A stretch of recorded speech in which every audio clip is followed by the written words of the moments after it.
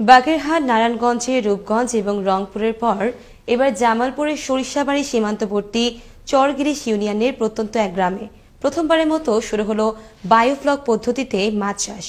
আধুনিক ঘরোয়া পদ্ধতিতে অল্প পুঁজি ও স্বল্প স্থানে মাছ চাষে অধিক লাভজনক হওয়ায় ইতিমধ্যে ব্যাপক সাড়া ফেলেছে এই পদ্ধতির মৎস্য চাষ। বিস্তারিত থাকছে নাসিমউদ্দিনের প্রতিবেদনে। পুকুর নয়, মাছ চাষ হচ্ছে বাড়ির আঙিনায় পতিত জমিতে। অনেকটা বেমানান শোনালেও এমনটাই হচ্ছে সরিষাবাড়ি এবং গাজীপুর উপজেলার সীমান্তবর্তী রাজনাথপুর গ্রামে। পরিত্যক্ত জায়গায় ট্যাঙ্কি স্থাপন করে রাজন নামক এক শিক্ষিত বেকার বাণিজ্যিকভাবে চাষ করছেন ওই মাছ। মূলত টিভিতে একটি প্রতিবেদন দেখেই উদ্বুদ্ধ হন এই মাছ চাষে। শাইখ সিরাজ স্যারের একটা প্রতিবেদন আমি নিউজে দেখতে পাই চ্যানেলে। আমি সেটা দেখে অনেকটা আমার খুব ভালো লাগে। আমার আসলে আগে থেকেই শখ মাছ চাষ করা। আমি এর আগে খাঁচায় মাছ চাষ করছিলাম নদীতে।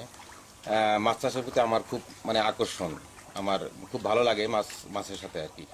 ওই রিপোর্টটা দেখার পরে আমার অনেকটা ভালো লাগলো যে বাড়ির ভিতরে কিন্তু করা যায়। প্রত্যেক বেকার যারা আছে, কাজহীন, কর্মহীন, তাদেরকে আমি উৎসাহিত এবং আগ্রহীভাবে বলবো, আপনারা আসেন, এখান থেকে আমার ভাইয়ের কাছ থেকে শিখেন যে কিভাবে কাজগুলো করা হয়। আপনাদের এই অলসীনতা বা বিষণ্ণতার আবেগ আর থাকবে না, আপনারা কর্মযুক্ত হবেন।